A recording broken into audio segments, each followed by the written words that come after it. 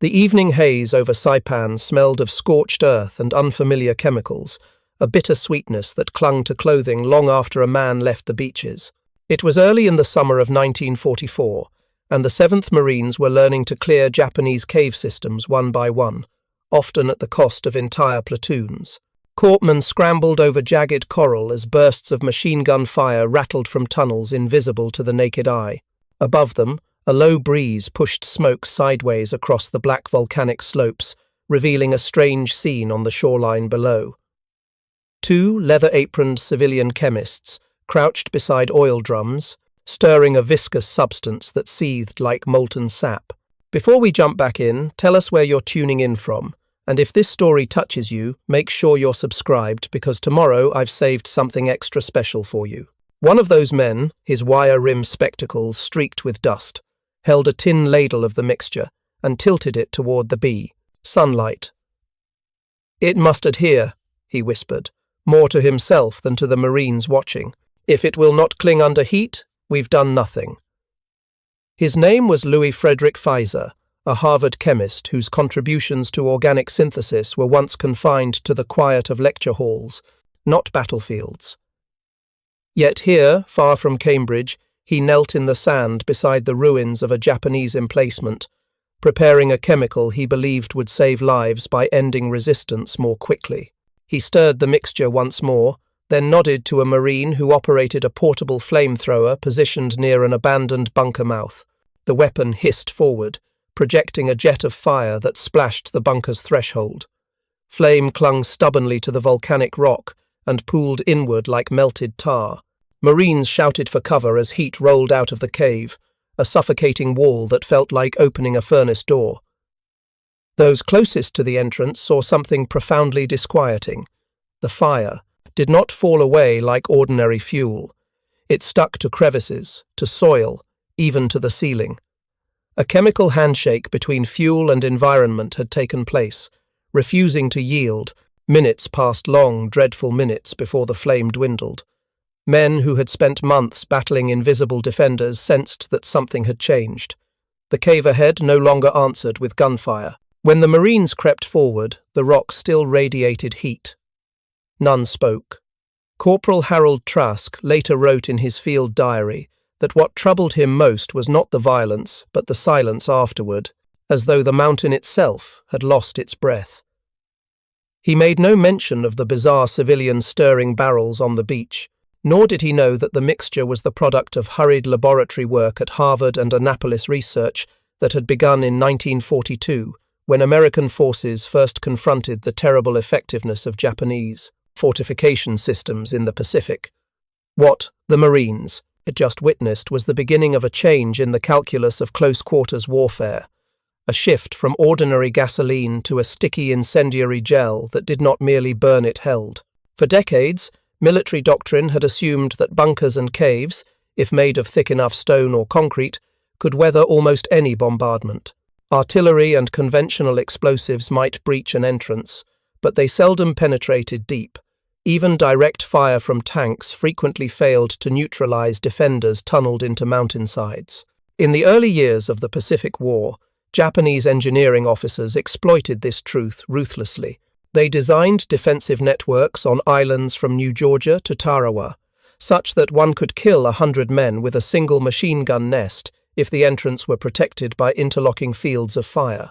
Caves extended backward in narrow corridors, twisting beyond the range of concussion. Ammunition caches lay safely behind blast walls, impervious to shells. 2. Dislodge a determined garrison. An attacker needed to crawl forward under fire, toss grenades through a narrow aperture, and hope the defenders did not throw them back. At Guadalcanal and Bougainville, this pattern became grimly familiar. It was precisely this kind of problem that preoccupied American chemical officers in 1943, when reports from Solomon Islands campaigns reached Washington. Commanders complained of heavy casualties incurred by flame teams tasked with clearing cave mouths. The standard portable flamethrower, an evolution of earlier First World War designs, projected gasoline thickened with raw rubber or soap. The jet burned hot but brief. It could be doused or avoided by defenders who withdrew deeper inside. Ordinary flame washed off stone, especially when moisture slicked the walls. The burn might last only seconds. A defender who avoided the first blast often returned to man his gun. Fieser had long understood gasoline's volatility. He also understood its weakness. It dispersed too quickly. In 1942, after reviewing field reports, he and a quiet team of graduate students began modifying gasoline with aluminum salts of naphthenic and palmitic acids, metallic soaps that would give liquid fuel cohesion. In laboratory trials at Harvard's Converse Memorial Laboratory, the mixture changed character. It thickened, then gelled. It behaved less like a fluid and more like a resin. When ignited, it stuck to metal, stone, and flesh with terrifying adherence. The flame it produced was persistent, smouldering through once cool surfaces well after the first flash had died. Though the team did not use the name at first, the word napalm from naphthenate and palmitate soon entered official documents. Its development moved from chalkboards to barrel-scale production under the supervision of the National Defense Research Committee. To test its viability, ordnance officers built mock bunkers from reinforced concrete near the Chesapeake. They lined interior walls with steel plates and placed crates of sandbags behind embrasures. The first demonstration ignited the gel in a shallow pan at the bunker's mouth. Even with thick concrete overhead, the heat drove interior temperatures to unbearable levels. Engineers measured prolonged surface temperatures far above what raw gasoline could achieve. Observers noted that flames seeped into seams, drawn inward through convection. Still, what occurred on Saipan surprised even those who had refined the mixture. The expectation was that napalm would burn longer than ordinary fuel tens of seconds. Perhaps, but no one anticipated that it might sustain flame through shielding air currents for several minutes when pooled against stone. The Marines present that day spoke of fire that would not die, clinging with a will of its own. Though the exact duration varied by terrain, reports circulated of flame lingering not merely as a bright tongue but as a smouldering, crawling heat that rendered bunker interiors uninhabitable for long stretches. The effect was not magic, it was chemistry. The gel's viscosity, combined with the insulating properties of surrounding rock, trapped heat and slowed dissipation. Oxygen drawn through cave mouths helped sustain combustion in pockets long after initial ignition. If the chemistry sounded exotic, its logistics were not. Napalm could be mixed in theatre with available drums of gasoline and powdered thickener, carried in metal tanks and loaded into portable flamethrowers or tanks. The gel's simplicity belied the extraordinary shift it introduced to small unit tactics. Platoon leaders understood the difference immediately. Clearing a cave no longer required intricate grenade tosses or prolonged small arms duels. One short burst of gel into a firing slit could incapacitate defenders hiding behind multiple bends. The psychological impact was likewise immense.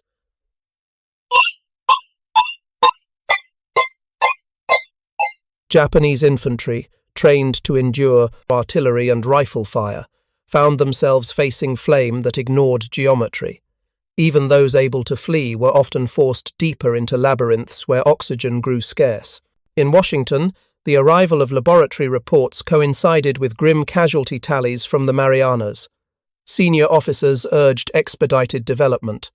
Yet the science behind napalm remained controversial. Chemical warfare was strictly forbidden under international conventions. And though napalm did not constitute a chemical agent in the classical sense, its effect depended on burning, not toxic reaction. The boundary felt uneasy to some. Even within the Corps, older officers regarded the new fuel with skepticism. They worried that it might prove unpredictable, or worse, discredit American arms. There was also the matter of supply. Aluminum soaps were not manufactured in high volume, and wartime rationing strained petrochemical infrastructure. The Office of Scientific Research and Development pressed industry to produce tonnage of aluminum naphthenate at refineries along the Gulf Coast. The scale of the undertaking rivaled projects for synthetic rubber. In early tests aboard Oahu, company-sized training exercises demonstrated both promise and peril.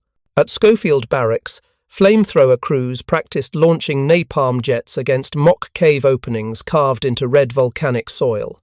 The gel burned vigorously, but gusts could scatter flaming droplets back toward operators. Instructors learned to angle nozzles slightly above embrasures, allowing gravity to draw the fuel downward. Protective suits were issued, though their effectiveness against radiant heat was limited. Field manuals were revised to incorporate strict range and arc guidelines. Still, the new fuel's benefits outweighed its hazards. When instructors measured heat retention on bunker facades, they noted elevated temperatures tens of minutes after ignition. Stone that once cooled rapidly under ocean winds now trapped heat like kiln walls. None of this reached the Marines on Saipan in technical detail. They learned by observation. Not long after the first controlled test, FISA watched a demolition team approach a sealed cavern with satchel charges. The entrance lay beneath a shelf of basalt, where Japanese machine gun crews had tormented landing forces for days.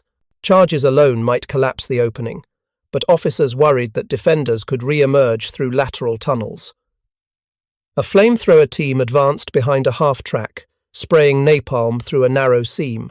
The flames surged inward, illuminating a long throat of tunnel before vanishing around a bend.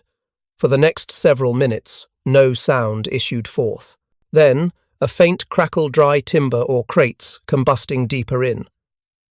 When sappers finally placed charges, they encountered no resistance. Preparing and narrating this story took us a lot of time, so if you are enjoying it, subscribe to our channel. It means a lot to us. Now back to the story. What impressed officers most was not the destructive power, but the certainty. Ordinary fuel might frighten an enemy into temporary flight. Napalm removed ambiguity. The bunker was either rendered empty or incapacitated. This certainty accelerated operations. Companies that once needed hours to clear a hillside now accomplished the same by mid-morning. Yet the weapon's efficiency invited uncomfortable questions. War reporters embedded with Marine units wrote cautiously of gelatinized fuel that clung to stone. They avoided describing what happened to those caught in its path. Among enlisted men, the fuel's name acquired an almost ritual weight. They spoke of it quietly, as though invoking something primordial. For FISA, the moral dimension hovered constantly at the edge of his mind. Before the war, his publications dealt with quinones and steroids, with the synthesis of vitamin K analogues. He had trained dozens of young chemists to think with rigor, to search for elegance in molecules. He watched his own compounds poured from tanks into battlefields, where human beings fought in choking dark. Though he stood by his belief that the gel shortened battles and saved American lives, he understood that this calculation was not purely technical. In a note written late in 1944, he remarked that an engineer must sometimes measure victory not only by what is destroyed, but by what is spared. By the time napalm reached general deployment in the Central Pacific, the war had evolved into a grinding contest of attrition. Japanese commanders on islands like Peleliu and Iwo Jima prepared defenses, assuming that American forces possessed overwhelming artillery and naval gunfire. They expected bombardment followed by frontal assault. Their answer was depth, caves, tunnels, and interlinked strongpoints. Unlike earlier island battles, these fortresses were designed to survive days of shelling and inflict maximum losses during the inevitable close-quarters engagement. When napalm gel arrived, it struck at the heart of this doctrine. Fire could travel where shells could not. It seeped into blind angles. It punished those who withdrew, rather than those who attacked. Lieutenant William Holt, a veteran of reconnaissance patrols near Mount Tapashau on Saipan, later described the psychological reversal. "We expected them to wait us out," he wrote, "but they could not wait out the heat." Holt recalled one mission in which his platoon approached a ridge honeycombed with openings. Previously, they would have tossed grenades, then waited, then repeated. Instead, a flamethrower man crouched behind a rock and loosed a short pulse. The stream wrapped the entrance like a burning vine. Holt swore he could hear the stones sizzle. Afterward, no gunfire came from the ridge. Holt's men advanced cautiously, expecting an ambush. None occurred. He concluded that the garrison had either perished or fled into deeper chambers cut off from air. The news from Saipan travelled quickly through the chain of command. Reports reached the offices of the Chemical Warfare Service in Washington, where officers compiled after-action summaries. Their conclusions were sober. The gel demonstrated extraordinary clinging properties that prolonged flame effect in enclosed spaces. In tunnels, convection currents maintained high internal temperatures long after surface combustion ceased. These findings informed new field directives. Flamethrower operators were instructed to conserve fuel by using shorter bursts. The gel and heat would complete the task. Troops received guidance on safe intervals before re-entry. The doctrine reflected a respect for both the power and the risks of the weapon. As the Pacific campaign continued, so did the refinement of napalm mixtures. Field chemists experimented with different proportions of aluminum soaps to improve stability during storage in tropical climates. The ideal mixture had to remain fluid enough to flow through hoses, yet viscous enough to adhere to vertical surfaces. Engineers also modified tanks to minimize the risk of fuel separation under vibration. Even small adjustments had measurable effects. One variant, tested on Guam, produced a slightly less intense flame but adhered longer. In dry caves, it smoldered across surfaces with a creeping persistence. Through all this, the experience of those at the front remained rooted in tangible details: the weight of the tanks worn by flamethrower men, the hiss of ignition, the sensation of heat radiating through rocks. To them, the weapon was not a chemical abstraction but a tool, wielded in moments where inches meant life or death. When the 7th Marines reached a limestone ridge overlooking a valley on Saipan's western side, they found themselves confronted by a cluster of pillboxes linked underground. Machine gun fire pinned them behind shattered coral. Lieutenant Holt, again present, recalled that the platoon's flamethrower man, Private First Class, James Lang, had to crawl forward beneath intersecting fields of fire. Lang reached a position just 20 yards from an opening, rose to kneeling, and sent a brief stream of gel. The flames surged inward. Holt wrote that, moments later, it sounded as though the earth itself exhaled. The cave did not speak again. By nightfall, the Marines secured the ridge. Fieser, who had spent the day gathering residue samples at a nearby site, heard accounts of Lang's assault. He jotted notes in a narrow-ruled pad, marking mixture ratios and estimated burn duration. Yet, even he admitted that the battlefield remained an imperfect laboratory.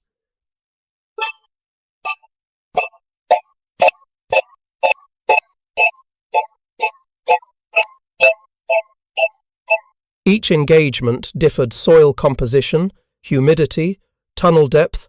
Still, the pattern was unmistakable. Adhesive flame changed the tactical landscape. The broader strategic context lent urgency to this transformation. In the same months that napalm proved itself on Saipan, American planners prepared for operations against the Philippines and, ultimately, the Japanese home islands. Intelligence suggested that defenders would rely increasingly on tunnel warfare, exploiting home terrain to draw the conflict into protracted siege. If that prediction proved true, the ability to neutralize fortified positions quickly would be essential. Napalm flamethrowers offered one of the few tools capable of doing so without expending vast artillery ammunition. Yet the weapon's promise remained shadowed by moral complexity. Some commanders questioned whether victory bought through fire carried unseen costs. Others argued that any tool reducing American casualties justified its use. The debate, though muted in official communiques, simmered privately among officers. Fieser himself wrote that chemistry did not adjudicate right and wrong, only reaction. He acknowledged that men in war chose how to employ the tools scientists provided. On Saipan, however, such debates felt distant. Marines faced opponents who fought to the last in chambers carved from volcanic stone. In that reality, fire became not an abstraction, but the only means to compel stillness. When Corporal Trask revisited the blackened bunker where napalm had first demonstrated its uncanny persistence, He rested his palm on the rock. Hours after ignition, warmth still pulsed beneath the surface. He withdrew his hand quickly, unsettled. Though the fight had moved inland, the flame seemed to linger, as though memory itself had seeped into stone. By the summer's end, crates of aluminum soap powder arrived on Saipan, marked simply with chemical codes.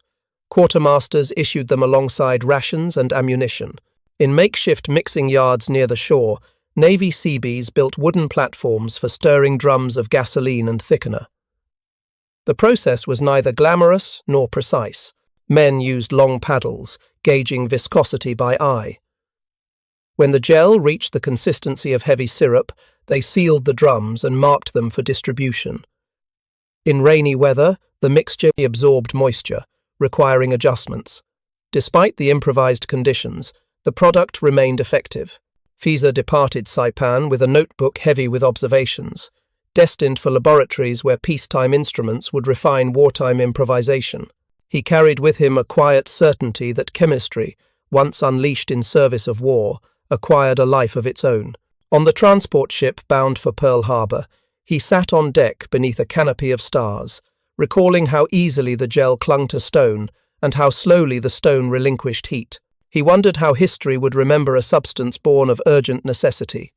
Ahead, across thousands of miles of Pacific water, battles still awaited caves on Peleliu, terraces on Iwo Jima.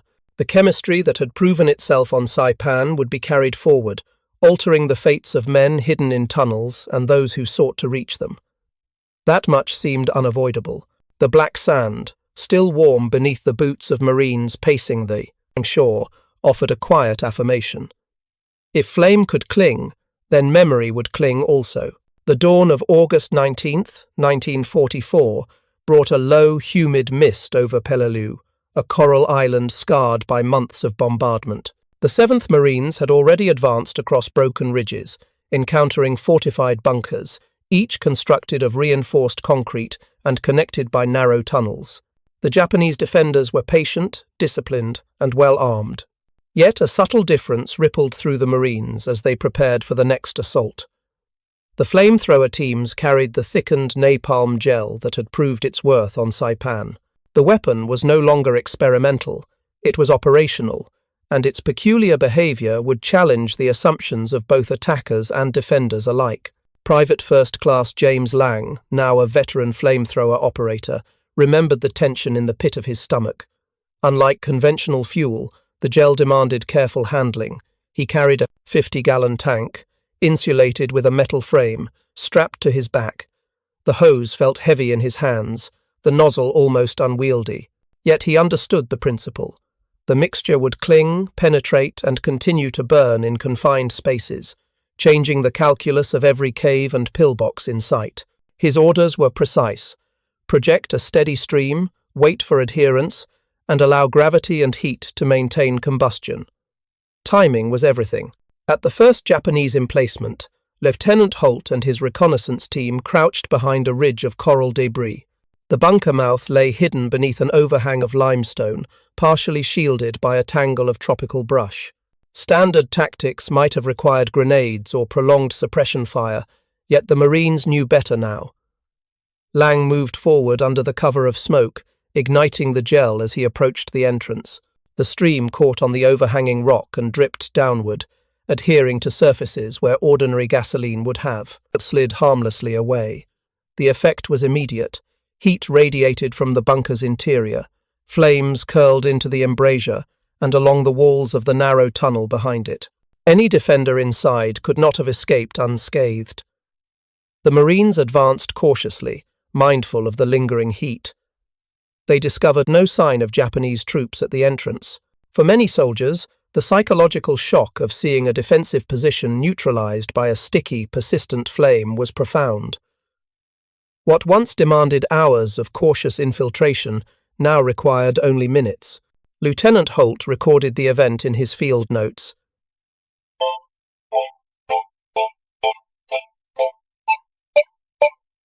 It burns longer. It leaves nothing for the defenders to hope for. It is as though the cave itself has been conquered before we step inside. Behind the tactical advantage lay complex chemical engineering. The aluminum soaps, originally developed under Fieser's supervision in Cambridge laboratories, coagulated gasoline into a viscous mass. This combination maintained a semi-solid state when projected, resisting splatter and pooling in corners where defenders might seek refuge. Laboratory measurements indicated burn temperatures reaching 1500 degrees Fahrenheit in open conditions, rising even higher when confined within the insulating rock of a bunker.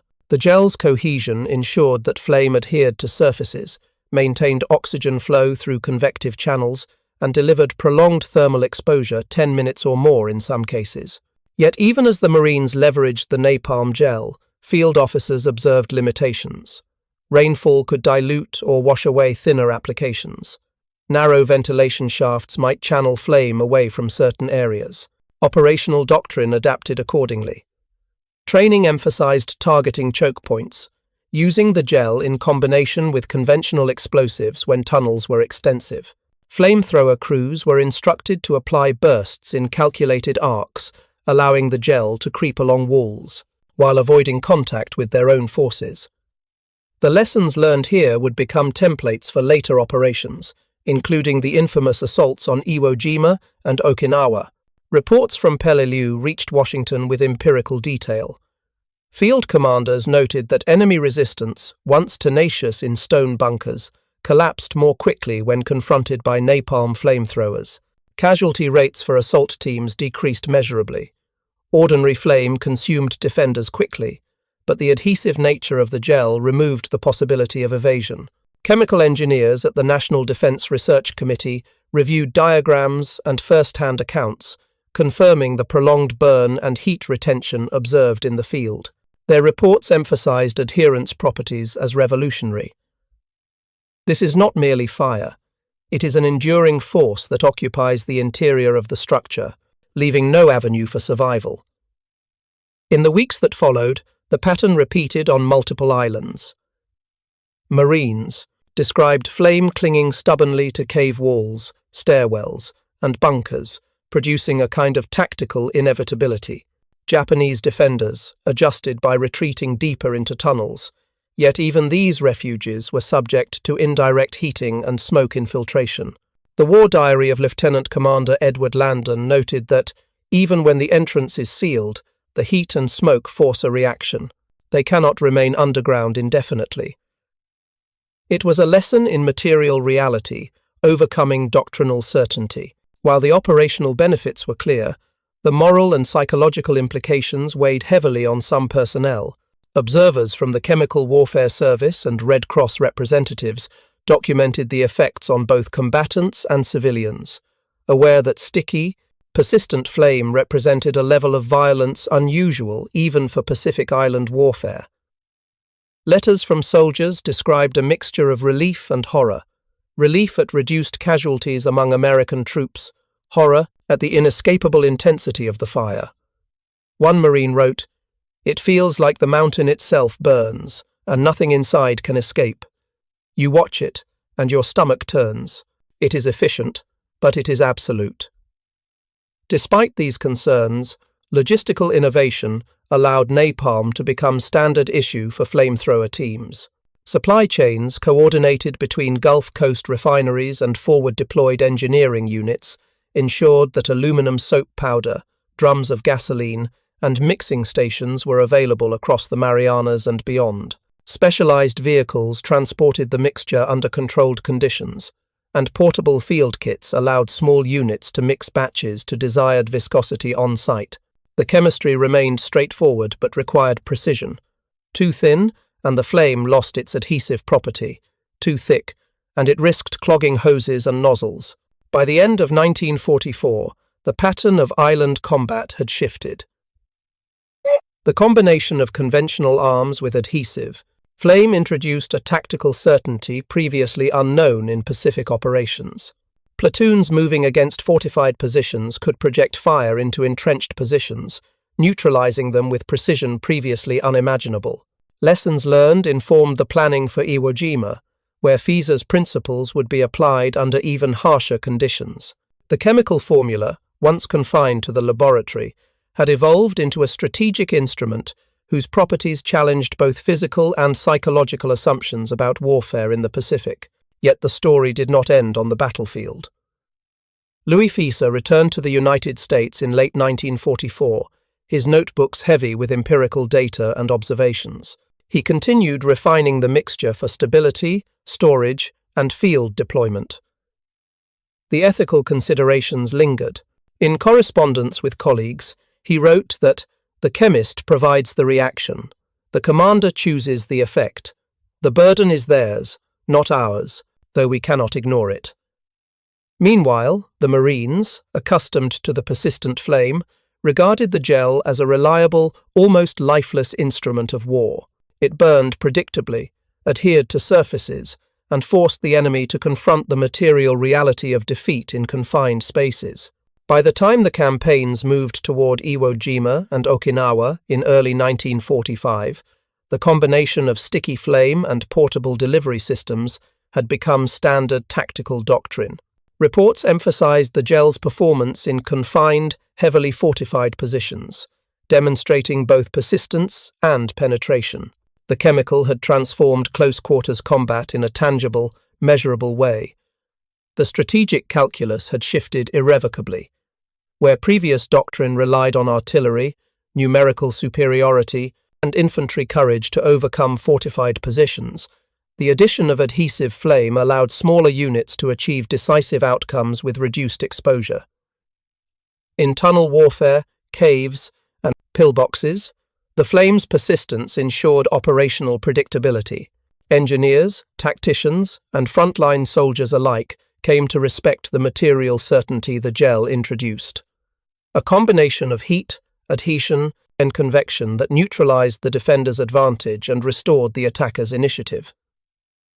As the Pacific War drew toward its final phases, these principles were carried forward into increasingly complex operations.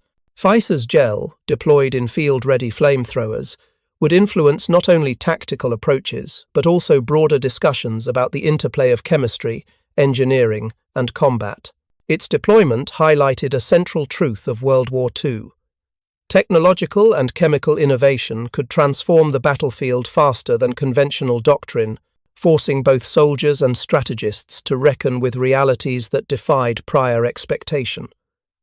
The Marines who witnessed it firsthand understood that this was not merely a weapon but a revelation of how material science intersected with human conflict. Flame, once ephemeral and easily avoided, had become a tangible force, capable of clinging to the inanimate and compelling human action.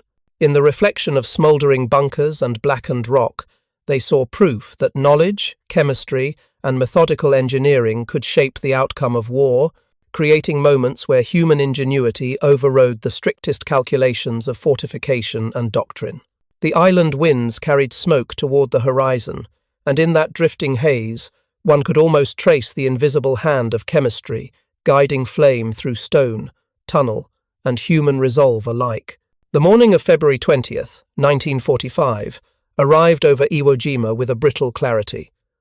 The first light revealed a landscape still jagged from naval bombardments and prior infantry assaults.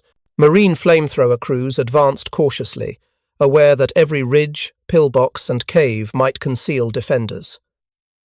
Yet, they now carried the cumulative knowledge of months of chemical innovation and battlefield adaptation, the same adhesive napalm gel that had proven its decisive power on Peleliu and the Marianas.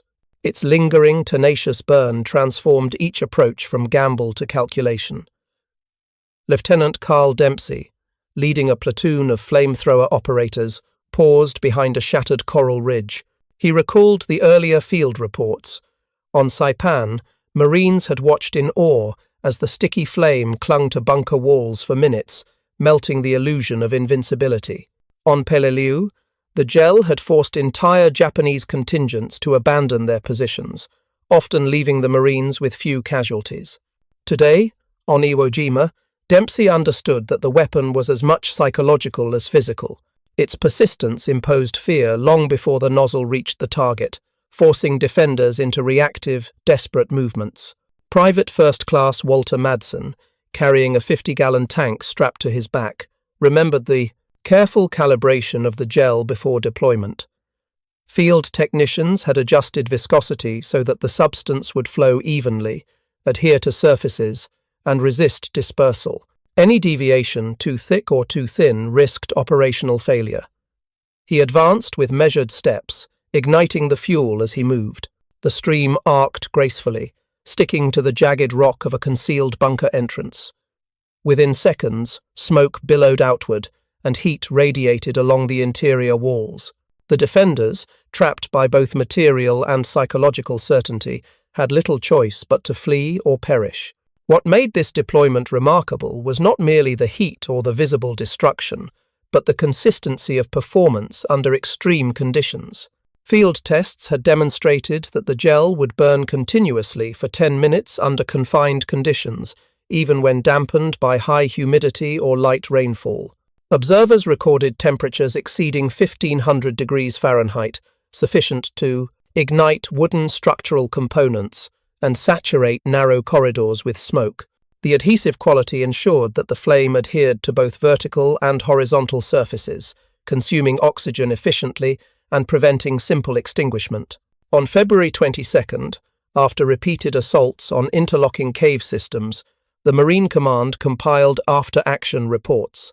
Casualty rates for flamethrower teams had decreased by nearly 30% compared with prior conventional assaults. Enemy resistance, which had previously relied on the inviolability of reinforced bunkers, now collapsed almost immediately upon exposure to the sticky flame. Lieutenant Colonel Robert H. Taylor noted, "The gel does not merely burn, it occupies space, invades the structure, and imposes itself upon the enemy. It renders tactics based on fortification almost irrelevant." The operational success was mirrored by scientific observation. Louis Fieser and his team continued to monitor and refine the adhesive formula from distant laboratories. In correspondence with the National Defense Research Committee, Fieser emphasized the interplay of chemistry and thermodynamics. The gel's semi-solid state allowed it to flow into fissures and irregularities, while sustaining combustion over an extended period. The combination of heat, adhesion, and slow propagation created a force multiplier that no prior field weapon had offered. Yet the human cost of its effectiveness weighed heavily on observers. War correspondents, medical officers, and chaplains documented the visceral impact of 10-minute burns within confined spaces. Letters from Marines described both relief at reduced own-side casualties and horror at the sustained lethality confronting defenders. One operator wrote, "It is efficient. It is absolute. You watch it eat through walls, consume air, and leave nothing alive in its path. There is no appeal to courage here, only inevitability." These reflections underscored a broad awareness that technological superiority could not eliminate ethical contemplation. By March 1945, the adhesive napalm gel had been deployed in multiple Pacific campaigns, becoming a standard element of combined arms assault doctrine. Engineers, tacticians, and frontline commanders alike recognized its transformative power. Traditional defenses, reinforced concrete, interlocking tunnels, and overlapping fields of fire were no longer sufficient to guarantee survival. Material reality, as enforced by chemistry, had shifted the balance in close-quarters island combat. The long-term legacy of this innovation extended beyond immediate battlefield utility. Military historians would later note that the deployment of sticky flamethrowers forced both Japanese engineers and American tacticians to reconsider the relationship between technology and fortification. Strategists began integrating chemical properties into operational planning, recognizing that material innovation could override raw numbers or conventional tactics. Manuals and training programs were updated to reflect lessons learned, emphasizing both efficacy and caution in handling highly flammable, adhesive substances. Louis Fieser, reflecting on his contributions after the war, maintained a measured perspective. While the chemical formula had undeniably altered tactical outcomes, he stressed that its value lay in disciplined application and careful calculation. The chemist designs reactions, commanders direct consequences. Success depends upon both elements functioning in concert. His work demonstrated that scientific innovation, rigorously applied, could decisively influence warfare without the need for overwhelming manpower or brute force.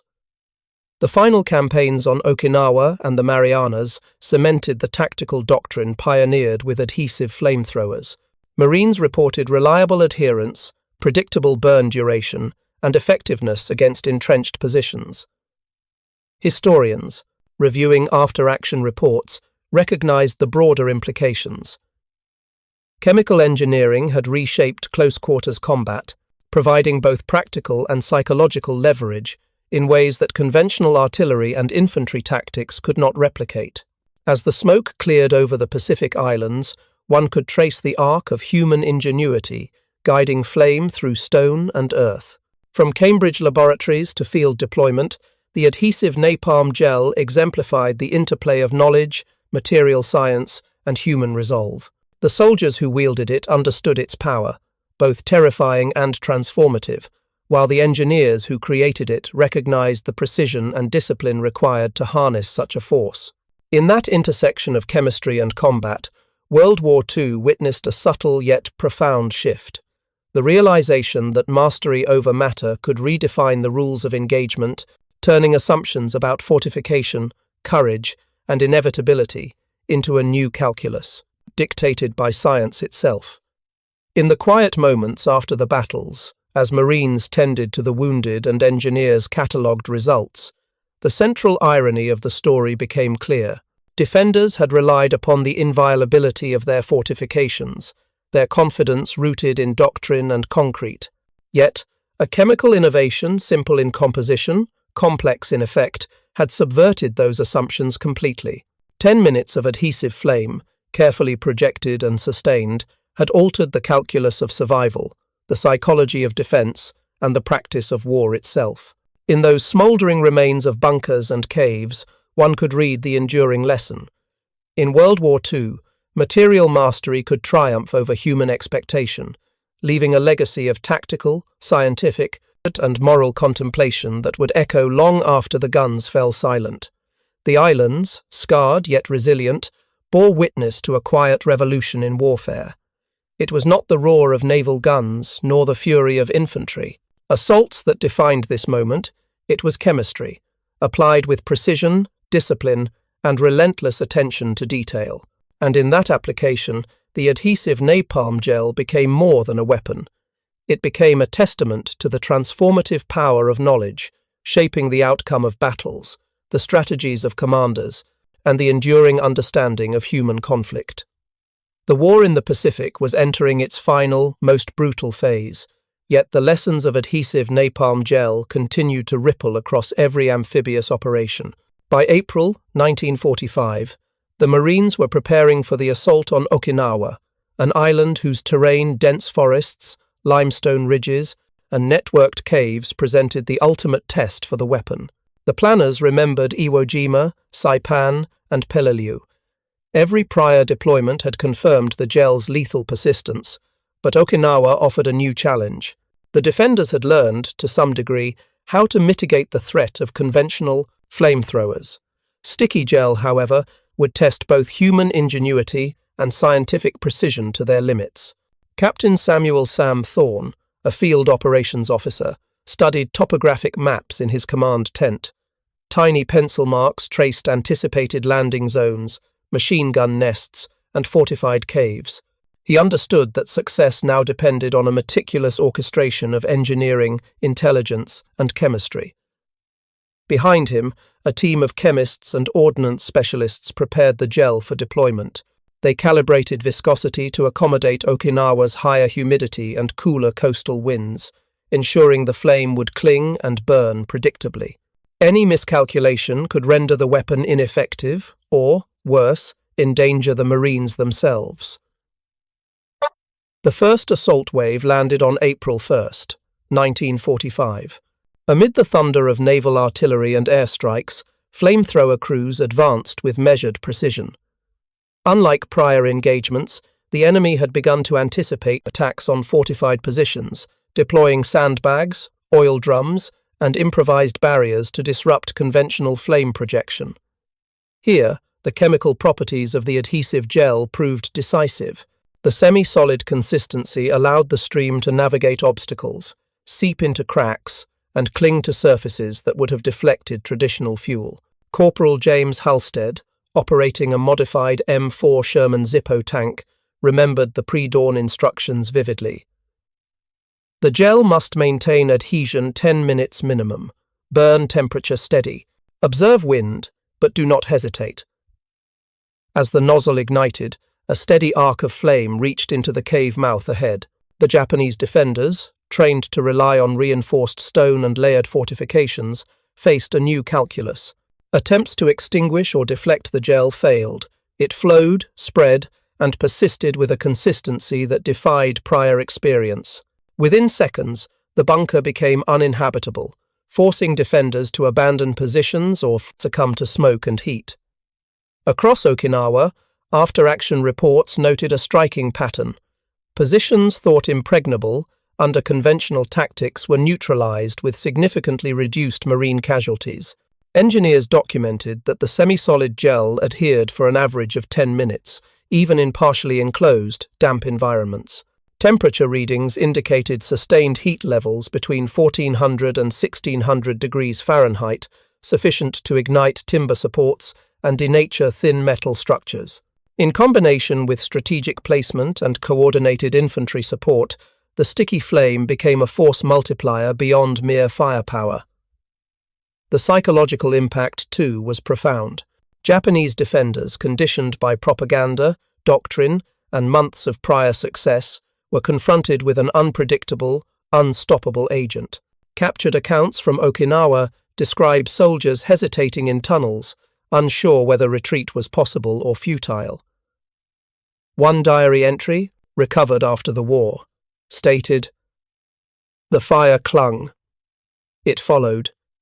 It did not stop. We had no time to think, only to move or die."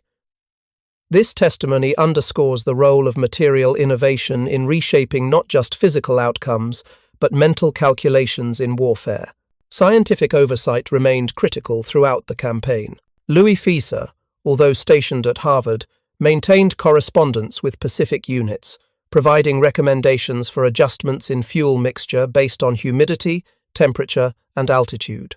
He emphasized the importance of field calibration, warning that even slight deviations could compromise adhesion or burn time. Field officers relayed data back meticulously, creating a feedback loop between laboratory theory and combat application that was unprecedented in prior flamethrower deployment. By late April, the cumulative effect of adhesive napalm gel had forced a reassessment of Japanese defensive strategy. Fortifications that had once required massed infantry assaults, artillery preparation, and prolonged bombardment were neutralized with smaller, more precise operations. This efficiency not only reduced Allied casualties, but accelerated operational timelines, demonstrating the tangible advantage of integrating chemical science into tactical planning. Yet, as with any weapon, the moral dimension weighed heavily. Accounts from medics and chaplains highlighted the devastating physical and psychological consequences for both defenders and assaulting troops exposed to near-miss incidents. Training emphasized caution, discipline, and respect for the destructive potential of the gel, balancing operational necessity against ethical responsibility. War correspondents, documenting the effect, noted the cold efficiency of the weapon, which left little room for heroism or error. Outcomes were determined largely by calculation, technique, and adherence to chemical principles. The legacy of these operations extended well beyond Okinawa. Post-war analysis by military historians emphasized a critical insight. Technical innovation, when paired with tactical understanding, could redefine combat outcomes without requiring overwhelming numerical superiority. Sticky napalm gel illustrated the broader principle that warfare is not merely the clash of armies, but a complex interplay of materials, environment, psychology, and knowledge. As the final battles of the Pacific Theater drew to a close, the adhesive gel's impact became embedded in doctrine, training, and strategic thought.